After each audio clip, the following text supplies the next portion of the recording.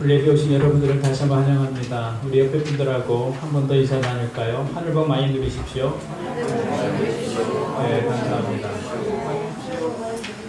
아까 기도할 때도 소개했는데 현수 형제가 깜짝 방문을 했어요. 지금 부대는 진해에 있는데 아주 멀리 왔어요. 오늘 다시 귀대하게 되거든요. 우리 현수 형제가 건강하게 군생활할 수 있도록 박수를 한번 격려해 주시겠습니까?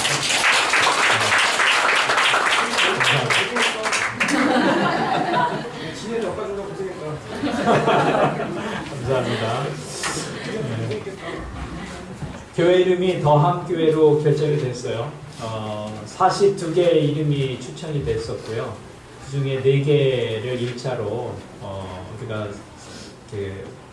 선정을 해서 44명이 투표를 했습니다. 그 중에 18표를 얻은 더함교회가 우리 공식 이름으로 결정이 됐습니다. 이제 우리가 더함교회로 불리게 될 거고, 여러분 이제 더함교회 교인입니다.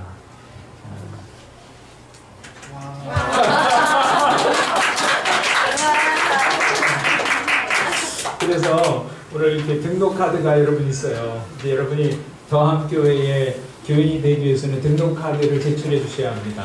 그래서 아마 우리 역사에 남는 그런 자료들이 될 거예요. 그래서 여러분들이 작성해 주시고 이제 더함교회 새 가족으로 우리가 함께 신앙생활을 새롭게 시작할 수 있기를 바랍니다. 오늘부터 진우 형제님이 그 예배 팀을 인도합니다.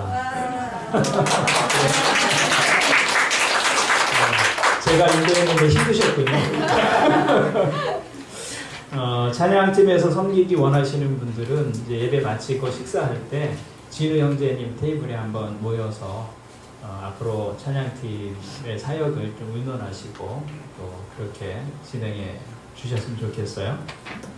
찬양팀 원하시는 분들은 진우 형제님과 함께 예배 마치고 함께 해주시길 바랍니다.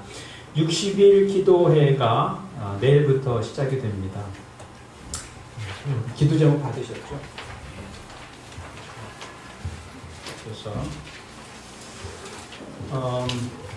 우리가 교회 새로운 장소가 3월 말까지 결정이 돼야 되는데 3월 중순까지 한 60일 정도 우리가 기도하면서 교회를 위하여서 뿐만이 아니라 여러분 자신, 또 여러분의 가정, 또 이 사회, 또 우리 교회 위해서 기도하면서 기도의 습관들도 만들어가고 또 하나님의 일하심을 새롭게 기대하는 그런 시간들이 되었으면 좋겠습니다. 그래서 거기 한 35개 정도의 기도 제목이 있는데요. 매일 기도하시나 10분 정도 걸릴 것 같아요. 거기에 여러분들이 기도의 습관을 들이시는 그런 기회가 되기를 바랍니다. 안정적인 예배 장소가 마련되도록 기도해 주시길 부탁을 드리고요. 2019년 기도 제목 아직 제출하지 않으신 분들은 오늘까지 제출해 주시면 제가 새벽마다 기도할 때 기도하도록 하겠습니다.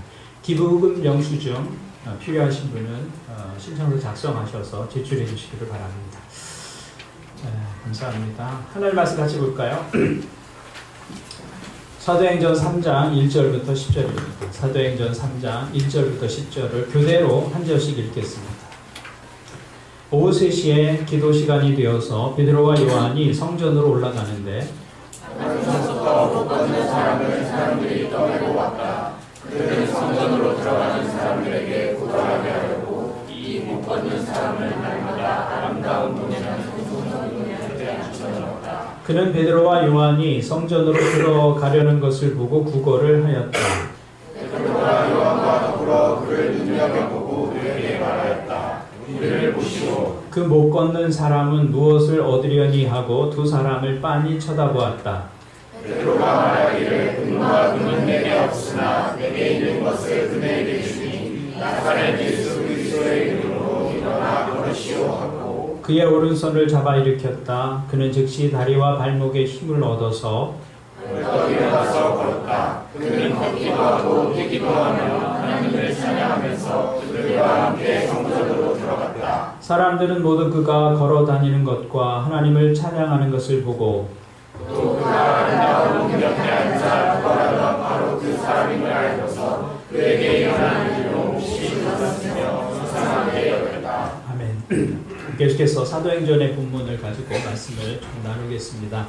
오늘 말씀을 보면 베드로와 요한이 성전으로 기도하러 올라가고 있었습니다. 예루살렘 성에는 성전으로 출입하는 문이 11개 있었는데요. 그 중에 가장 아름다운 문이라고 해서 미문이라고 불리는 문이 있었습니다. 이 문은 예루살렘 성전의 지성소에서 가장 가까운 문이었기 때문에 성전을 드나드는 사람들이 가장 많이 이용하는 문이기도 했습니다. 그 성전 미문 앞에 걷지 못하는 한 장애인이 앉아 있었습니다.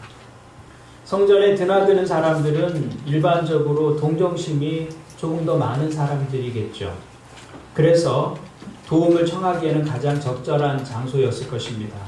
이날도 이 장애를 가진 사람이 그 미문 앞에 앉아서 사람들의 주머니가 열리기를 기다리고 있었습니다.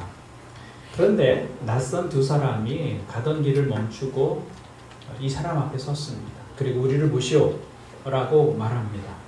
이 사람은 뭔가 줄 게 있나? 기대하면서 고개를 들었습니다. 그때 한 사람이 이렇게 말했습니다. 은과 금은 내게 없으나 내게 있는 것을 그대에게 주니 나사렛 예수 그리스도의 이름으로 일어나 걸으시오. 그러면서 손을 내밀어서 그의 손을 잡아서 일으켰을 때 놀라운 일이 일어났습니다. 한 번도 서본 적이 없었던 이 사람이 벌떡 일어나게 된 것입니다. 꿈도 꿔보지 못했던 일입니다. 그는 주저앉은 채 한 세상을 사는 것이 자기 운명이려니 생각했었습니다. 그런데 자기가 일어서고 걸을 수 있게 된 것이죠. 그는 걷기도 하고 뛰기도 하면서 하나님을 찬양하며 성전으로 들어갑니다. 이 사람은 장애가 있었기 때문에 성전에 들어갈 수 없는 사람이었습니다. 그런데 이 사람이 치유를 받고 나서 그 성전에 들어가서 하나님을 찬양하고 노래하고 예배하기 시작합니다. 한순간에 한 사람의 인생이 송두리째 바뀐 것이죠. 이 사건이 예수님의 제자인 두 사람 베드로와 요한이 기도하러 올라갈 때 일어난 사건입니다. 이 두 사람이 예수 그리스도의 이름을 그에게 소개합니다.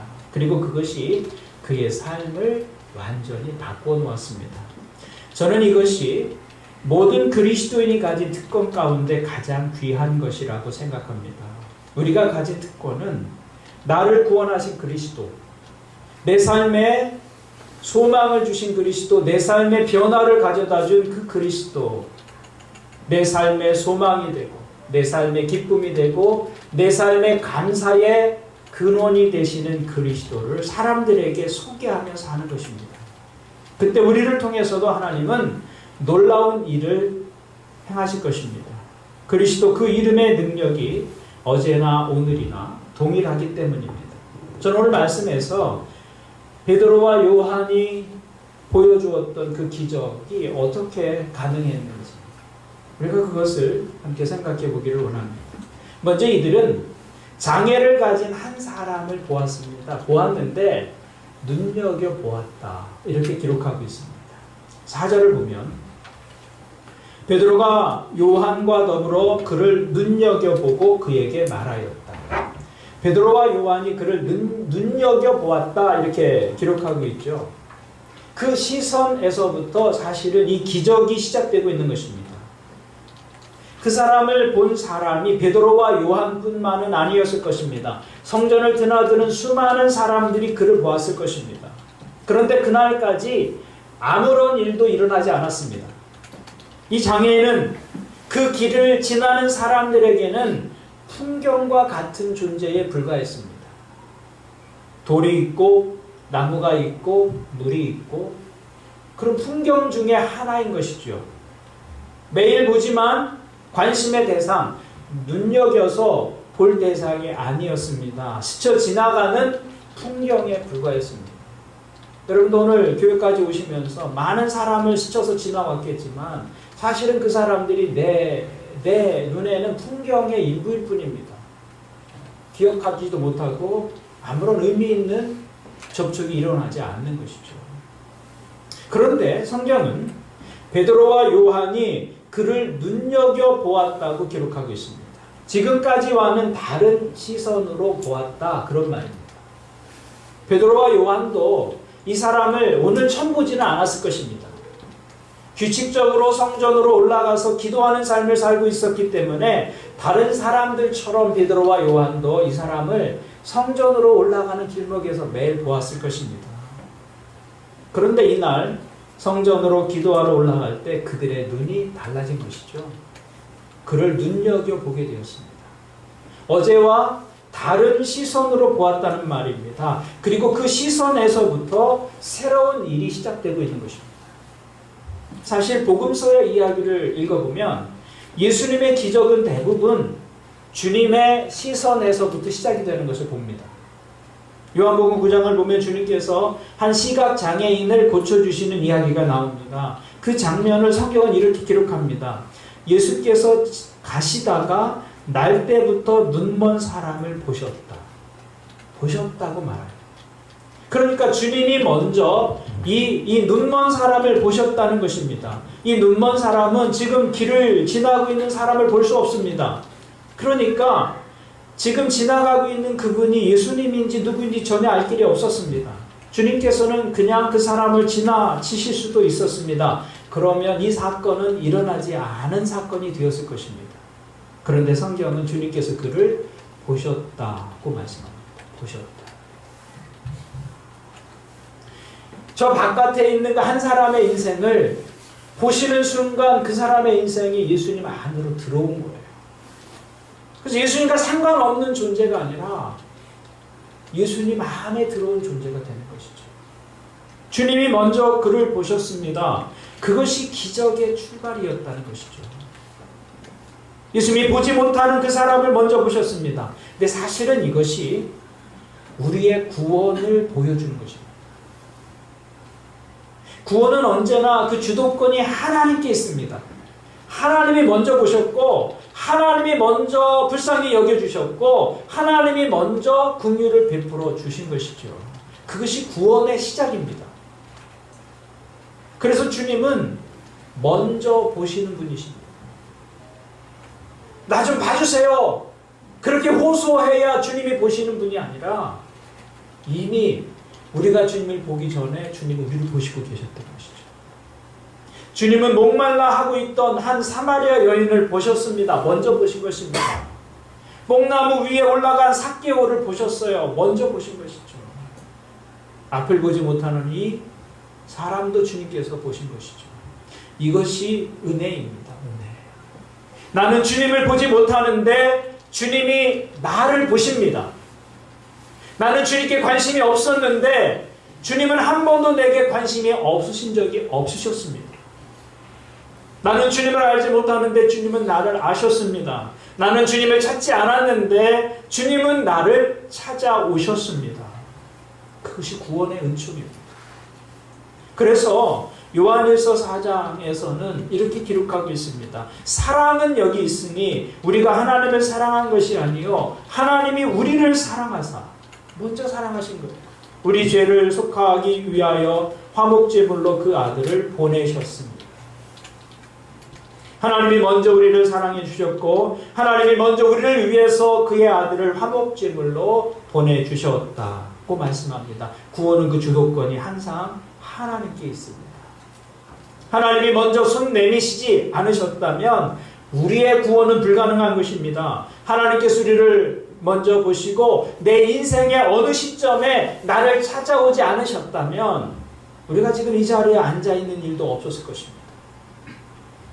이것이 하나님의 은혜라는 거예요. 오늘 사도행전 3장의 기적도 마찬가지입니다. 제자들이 이 지체장애인을 보려고 하지 않았다면 성경에 이 사건은 없었던 사건이 되었을 것입니다. 그런데 이날 제자들은 이 사람을 눈여겨보았습니다. 그러자 그의 진정한 필요가 보이기 시작했습니다. 그에게 필요한 것은 동전 한 잎이 아니라 내가 만난 예수 그리스도 그분이 이 사람에게도 필요하다는 것을 알게 된 것이죠. 이날 베드로와 요한은 이 사람에게서 그리스도에 대한 필요를 본 것입니다. 여러분 이것이 우리가 가져야 할 믿음의 안목입니다. 참된 믿음은 이 안목으로 세상을 보는 것이죠.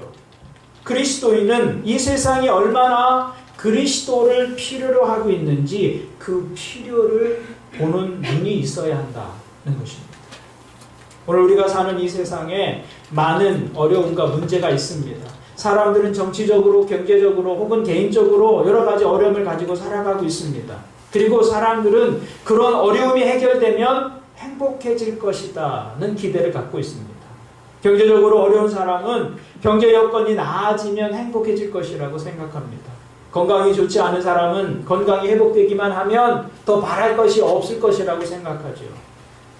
취직을 준비하는 청년들은 취직만 되면 내 인생이 행복해질 것처럼 기대를 합니다.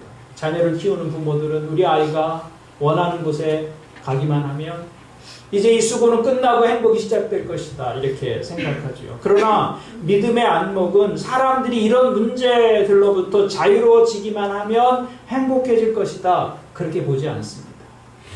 베드로와 요한은 성전 미문에 앉아서 구걸하고 있던 그 사람이 원하는 만큼의 돈을 손에 넣는다고 해서 행복해질 것이다 그렇게 생각하지 않은 것입니다. 왜냐하면 우리 영혼에는 하나님으로만 채워지고 하나님으로만 만족할 수 있는 공간이 있기 때문입니다. 파스칼은 하나님의 형상대로 창조된 인간의 영혼엔 텅 빈 공간이 있다. 그 공간은 하나님으로만 채워질 수 있다. 이렇게 말했습니다. 그 공간은 돈으로 채워질 수 있는 것이 아니에요. 그래서 부자도 공허해지는 것입니다. 그 공간은 오락이나 즐거움이나 쾌락으로 채워질 수 있는 것이 아닙니다. 그 공간은 권력이나 파워로 그 목마름이 해결될 수 있는 공간이 아니라는 것입니다. 그러니까 인간의 문제는 결코 돈의 문제가 아니고요.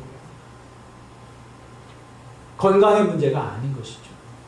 그래서 베드로와 요한은 이 사람에게서 그리스도에 대한 필요를 보게 된 것입니다. 이것이 우리가 가져야 할 안목인 것이죠. 누구를 눈여겨보았다 할 때 이 시각을 가지고 보았다는 것입니다. 믿음이란 이 안목으로 세상을 보는 것입니다. 교회는 이 세상이 얼마나 그리스도를 필요로 하고 있는지 그 필요를 볼 수 있는 그 안목이 있어야 합니다. 그것이 교회를 교회답게 만드는 것입니다.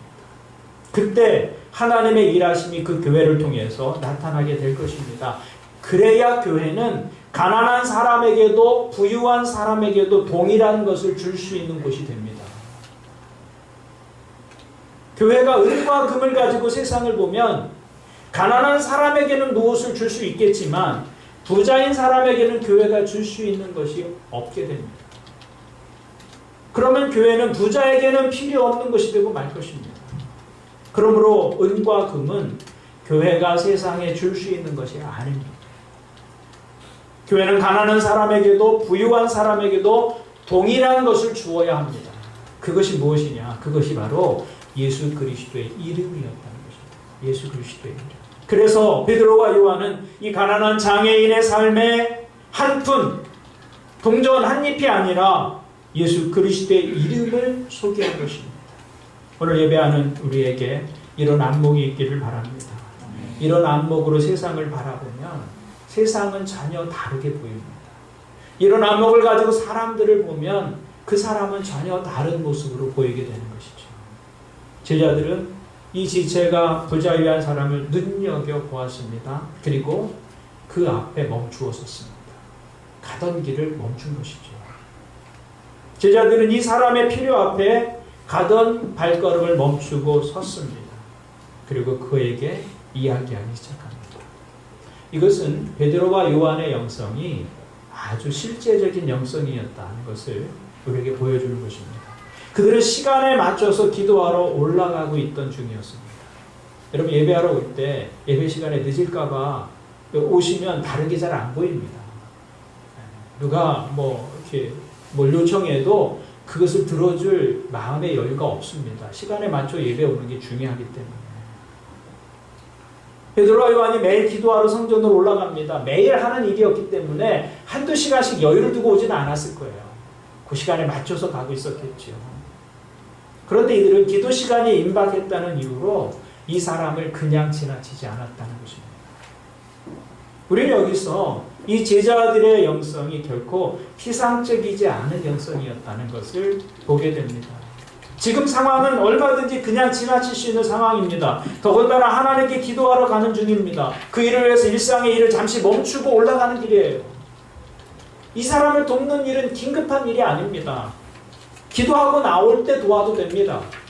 40년 그런 상태로 있던 이 사람 몇 시간 더 그렇게 있는다고 해서 큰 일이 생겨나는 거 아니죠. 그런데 베드로와 요한은 그 사람의 필요가 보였을 때 그냥 지나치지 않았다는 것이죠. 이것이 사도들이 가진 영성이었다는 겁니다. 우리의 신앙은 이런 실제성을 가져야 하는 것이죠. 그렇지 않으면 신앙은 관념적이 되기 쉽습니다. 그냥 그 사람의 머릿속에만 있는 거예요. 신앙이. 우리의 신앙이 실제적이 되지 않으면 이론으로 그칠 때가 많습니다. 입술의 고백의 차원에서 우리의 신앙이 머무는 것이죠. 마치 강도 만난 사람을 보고서 그냥 지나쳤던 제사장과 레위 사람들의 모습처럼. 제사장과 레위 사람이 자기에게 주어진 기간 동안 성전에서 제사를 섬기고 성전의 일들을 감당합니다. 일생에서 그런 특권을 누릴 수 있는 사람이 많지 않습니다. 하나님 앞에서 가장 가까이 하나님을 만나고 경험했던 그 사람들인데 그런 예배의 경험을 가지고 이제 자기 집으로 돌아가는 길에 한 강도 맞는 사람을 만납니다. 그런데 그냥 지나치죠. 우리의 신앙도 그럴 수 있다는 것입니다. 하나님께 예배하러 오면서 아니면 예배하고 집으로 돌아가면서 우리에게는 어떤 영적 경험이 있잖아요. 찬양하고 기도하고 말씀을 듣고 그 가운데서 은혜를 받고 돌아가지만 막상 도움이 필요한 사람을 만났을 때 막상 친절을 베풀어야 할 그런 대상을 만났을 때 우리의 믿음이 우리의 행동에 어떤 영향을 미치고 있느냐라는 것이죠. 내가 받은 은혜가 그 상황에 어떤 영향을 주고 있는가? 내가 가진 믿음이 그 상황에 어떻게 다르게 반응하도록 만드는가? 그게 영성인 것이죠. 그때 그 상황을 외면할 수 있습니다. 방금 전에까지 하나님 앞에서 보낸 그 영적인 시간이 이 현실의 상황 속에 전혀 반영되지 않는 것입니다. 그런 신앙은 자신의 삶에도 영향을 주지 못합니다. 그런 신앙은 자신의 삶에도 영향을 주지 못할 뿐만 아니라 다른 사람의 삶에도 영향을 주지 못하죠. 그런 신앙을 통해서는 그리스도의 능력이 나타날 수 없습니다. 베드로와 요한도 그럴 수 있었다는 것입니다. 사람들처럼 성전에 기도하러 들어가기도 전에 이 사람을 만나고 이 사람과 대화하는 것은 부정탄다 이런 생각을 했을지도 몰라요. 그러나 베드로와 요한은 그냥 지나치지 않았다는 것입니다. 이것이 실제적인 영성인 것이죠. 주님을 보십시오. 주님은 십자가로 가시던 그 마지막 주간에도 한 나병 환자의 외침을 들으시고 그 가시던 길을 멈추셨습니다. 누가복음 18장을 보면 이렇게 기록하고 있습니다. 예수께서 걸음을 멈추시고 그를 데려오라고 분부하셨다. 그가 가까이 오니 예수께서 그에게 물으셨다. 한 사람이 주님을 부르짖으며 주님을 찾을 때 예수님은 그 가시던 길을 멈추었다. 그렇게 성경은 기록하고 있습니다. 여러분 지금 이 사건은 종려주일이라고 불리는 기간에 일어난 일입니다. 예수님이 십자가에 달리시기 며칠 전의 이야기입니다. 예수님은 지금 십자가의 고난을 목전에 두고 있는 상황입니다. 길거리에 수많은 무리들이 예수님을 에워싸고 종려가지를 흔들며 호산나 호산나 다윗의 이름으로 오시는 이여 그를 메시아로 맞이하면서 찬송하고 따랐습니다. 이때가 예수님의 생애의 가장 클라이막스입니다. 이 일주일 사이에 인류 구원의 대역사가 이루어지게 될 것입니다. 예수님이 오신 목적이 바로 거기에 있었습니다. 주님은 이제 이 놀라운 일들을 시작하고 계시는데 바로 그 상황에서 예수님이 갑자기 걸음을 멈추셨다는 거예요. 그리고 이 사람 앞에 서셨다고 말씀합니다. 다른 사람의 문제 앞에서 발걸음을 멈추어 서는 것. 그것이 진정한 영성이다라는 두 제자는 아무도 그에게서 예수 그리스도가 필요하다라고 생각하지 않은 그때에 예수 그리스도의 필요성을 그에게서 본 것이죠. 그리고 그냥 지나치지 않고 그 앞에 멈추어 섰습니다. 우리에게도 이러한 믿음의 안목이 있어요. 멈추어 서는 거예요. 지난주 목장에서 한 자매가 자기 눈에는 파인텍 굴뚝에 올라가 있는 농성자들이 보이고 이런 이야기를 하는 거예요. 근데 나는 다른 청년들처럼 자기 일을 걱정하는 대신 왜 그런 게 눈에 들어오는지 모르겠다. 왜 그런데 내가 내 시간을 들이고 일해야 하게 되는지 나는 그걸 잘 모르겠다. 그런 얘기를 해서 굉장히 우리가 도전을 받았어요. 보이는 거죠. 다른 사람의 필요가 보이고 보일 뿐만 아니라 그런 사람들의 필요 앞에 내가 멈춰 서는 거예요. 내 눈에 들어온 그 사람이 나와 상관이 없는 사람이 아니라 멈추어 서는 순간 그 일이 내 일이 되고 내가 참여해야 될 일이 되는 것이죠. 성경은 그것이 진정한 영성이다 이렇게 말하고 있는 것이죠. 우리에게 이러한 믿음의 안목이 있어야 한다는 것이죠. 우리에게 이러한 믿음의 안목을 잃어버릴 때 우리는 그리스도인으로서의 책임도 잃어버리게 되는 거예요. 우리가 구원받은 사람이라면 누구나 구원의 안목이 생기기 마련입니다. 구원의 안목이란 구원을 받은 자리에서 사람을 보게 되는 것입니다. 이전과는 다른 시각입니다. 그들이 그리스도를 알지 못하고 인생을 살다가 죽게 되었을 때 그들의 삶의 결국이 어떠할지를 내가 받은 구원의 자리에서 보게 되는 것이죠. 그래서 이런 안목이 있는 사람들은 예수 그리스도를 말하지 않을 수 없어요. 어떤 형태로든지. 너 우리 모임에 한번 와볼래? 그런 차원의 이야기라도 말할 수밖에 없는 것이죠. 구원의 안목입니다. 그들에게 필요한 것이 무엇인지를 볼 수 있기 때문입니다. 그렇기 때문에 구원은 우리에게 아주 기쁜 것이지만 동시에 우리의 삶을 아주 심각하게 만드는 것이기도 합니다. 구원의 안목으로 사람들을 보게 만들기 때문입니다. 사도들은 이 안목으로 그 사람을 보게 된 것입니다. 그래서 이 사람을 보고 이렇게 말합니다. 6절을 보니까 베드로가 말하기를 은과 금은 내게 없으나 내게 있는 것을 그들에게 주니 나사렛 예수 그리스도의 이름으로 일어나 걸으시오. 마침 베드로와 요한에겐 넉넉한 돈이 없었던 모양입니다. 그러나 돈이 없기 때문에 그 사람을 도울 수 없다고 생각하지 않았습니다. 사실 그들은 돈이 없는 사람들은 아니었습니다. 돈으로 도울 마음만 있다면 얼마든지 도울 수 있었습니다. 왜냐하면 사도행전 2장에서 성령이 초대교회에 임했을 때 사람들은 자기 소유를 교회 앞에 내어놓고 유무상통하는 있는 사람이든 없는 사람이든 서로 그것으로 나누어 필요를 따라 채우는 삶을 살았던 일이 있었기 때문입니다. 초대교회는 구제를 전문으로 하는 집사를 7명이나 세울 수 있었습니다. 그러니까 마음만 있으면 재정적으로도 그 사람 도울 수 있었을 것입니다. 그런데 두 제자는 돈으로 도울 수 있는 것이 전부라고 생각하지 않은 것입니다. 대신 그들은 이렇게 생각했습니다. 내게 있는 가장 소중한 것이 무엇인가? 내게 있는 가장 놀라운 것, 은과 금보다 더 가치 있는 것, 세상이 정말 필요로 하는 것, 내게는 있지만 세상은 가지지 못한 것, 그것이 무엇인가? 그것은 바로 예수 그리스도의 이름이라고 생각한 것입니다. 우리는 그런 고백을 가지고 인생을 사는 사람들입니다. 여러분도 그렇게 믿으십니까? 그리스도의 이름으로 구원을 얻는다. 그게 우리의 믿음입니다. 그리스도의 이름으로 기도할 때마다 하늘의 문이 열리고 주님께서 우리의 기도에 응답하신다. 그것이 우리의 믿음이죠. 그리스도의 이름으로 치료를 경험하고 그리스도의 이름으로 삶의 자리에서 절망 속에서도 기쁨을 경험하고 그리스도의 이름으로 삶의 문제를 넘어서는 능력을 얻을 수 있다는 사실을 우리가 믿고 살아갑니다. 정말 여러분 그렇게 믿으세요? 자신이 없으시네. 우리의 믿음은 그런 고백이에요. 예수 그리스도의 이름으로 무엇을 구하든지 내가 시행하리라. 하나님의 약속입니다. 그렇다면 예수 그리스도의 이름이야말로 세상이 가장 필요로 하는 것이 될 것입니다. 물론 세상은 그것을 모릅니다.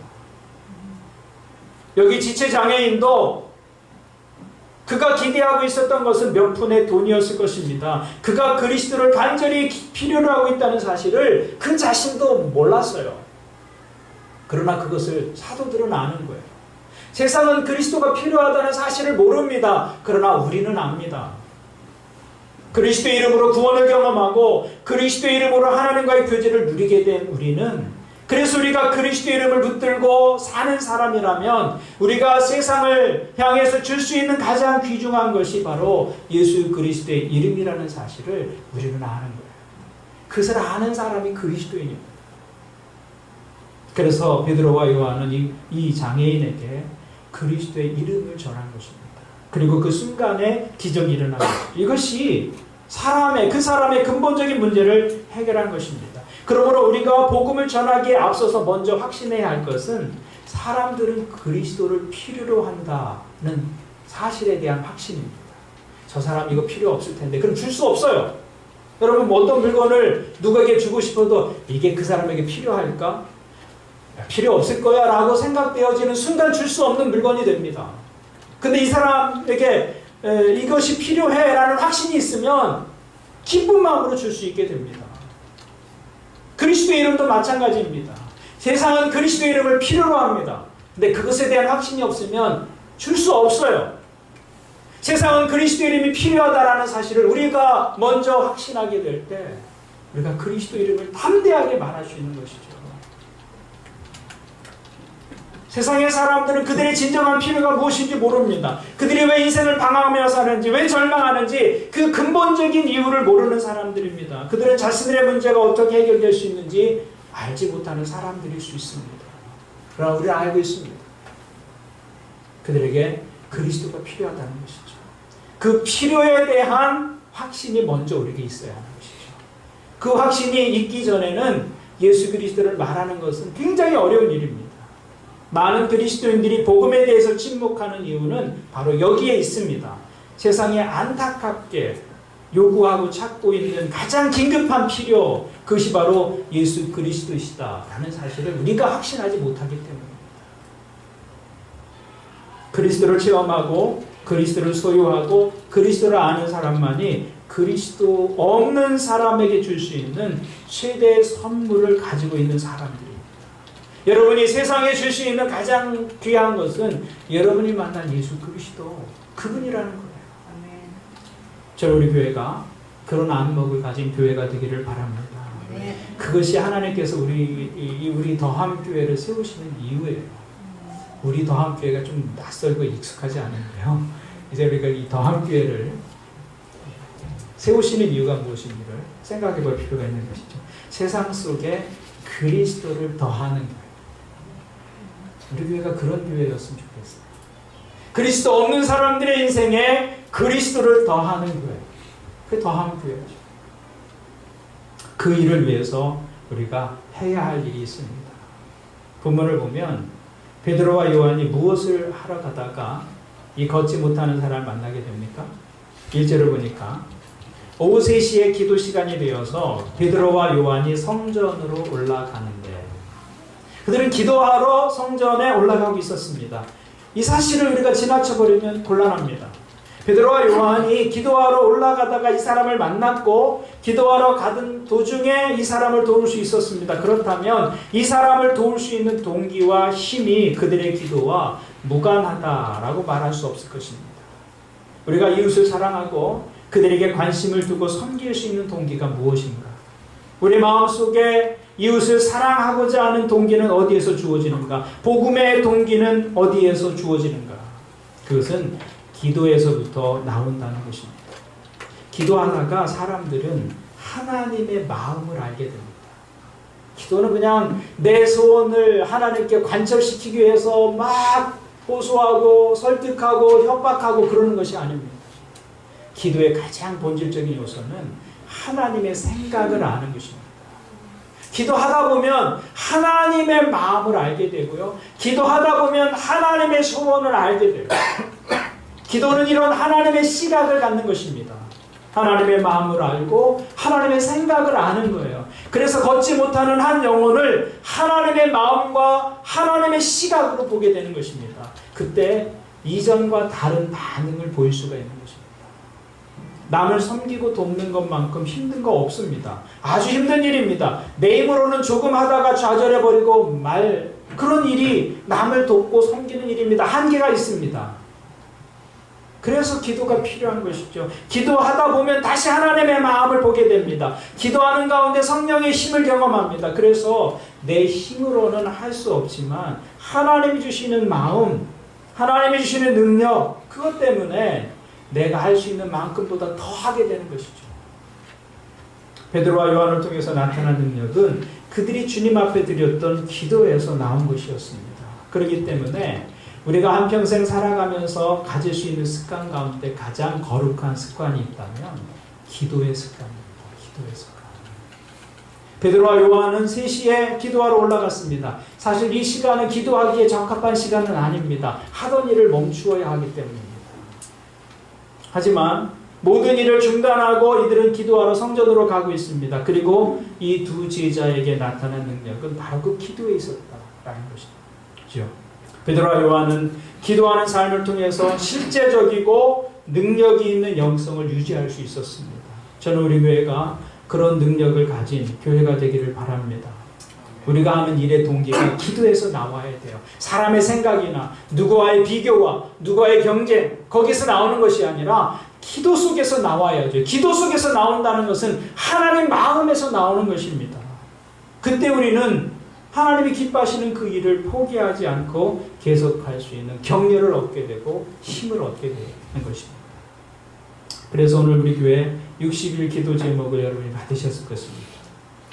앞으로 60일 동안 기도의 습관을 좀 만들어 가시기를 바랍니다. 이 기도의 제목들을 가지고 매일 기도하는 습관을 여러분 개인적으로도 하시고 교회적으로도 실천해 보았으면 좋겠습니다. 그리고 그 기도의 과정 속에서 하나님의 일하심, 우리의 영성이 실제적인 영성이 되는 그런 하나님의 일하심을 경험하는 일들이 일어나게 되기를 바랍니다. 사도들이 기도하러 가던 자리가 구원의 자리가 되었습니다. 사도들이 기도하러 가던 자리가 치유의 자리가 되었고 기적의 자리가 되었습니다. 우리가 기도할 때도 그런 일이 일어나게 되기를 바랍니다. 우리의 기도하는 자리가 누군가를 구원하는 자리가 되고 우리의 기도하는 자리가 누군가를 치유하고 회복하고 격려하고 세우는 자리가 되어야 할 것입니다. 저와 여러분에게 그런 영적 경험이 있기를 주님의 이름으로 축원을 드립니다. 아멘.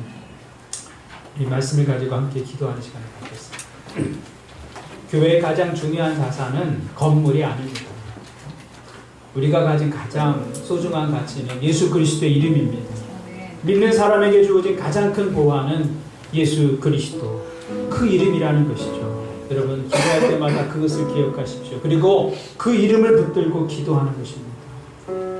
오늘 예배하면서 우리가 이렇게 기도했으면 좋겠어요. 하나님 우리에게 기도의 능력을 주십시오. 기도의 경험을 주십시오. 기도의 영을 부어주셔서 하나님께 기도하러 가는 시간이 기대되는 그런 신앙을 우리에게 허락해 주십시오. 사도들이 기도할 때 한 사람이 구원 얻는 일이 일어났습니다. 사도들이 기도할 때 치유와 기적이 일어났습니다. 우리가 기도할 때도 동일하게 하나님 일하고 동일한 능력을 나타내 주십시오. 그렇게 여러분 기도하십시오. 우리가 기도할 때 하나님의 은혜와 능력과 축복이 더해지기를 기도하십시오. 우리 교회가 예수 그리스도 그 이름의 능력을 가진 교회가 되기를 축복하면서 기도하시기를 바랍니다. 또한 여러분 자신을 위해서 기도하십시오.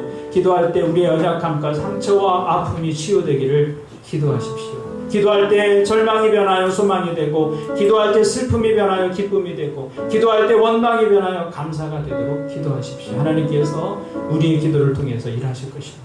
이 시간 그 이름을 가지고 하나님 앞에 나가서 담대하게 우리 교회와 여러분의 가정과 여러분 자신을 위해서 함께 한 목소리로 기도하겠습니다. 하나님 아버지 감사합니다. 오늘 베드로와 요한을 통해서 그들의 믿음이 실제적인 믿음이었고 그들의 믿음이 사람들의 필요를 지나치지 않는 실제적인 영성이었다는 것을 우리는 알게 되었습니다. 하나님 우리는 그리스도의 몸으로 이 땅에 존재합니다. 그리스도께서 사람들을 먼저 보셨고 그리스도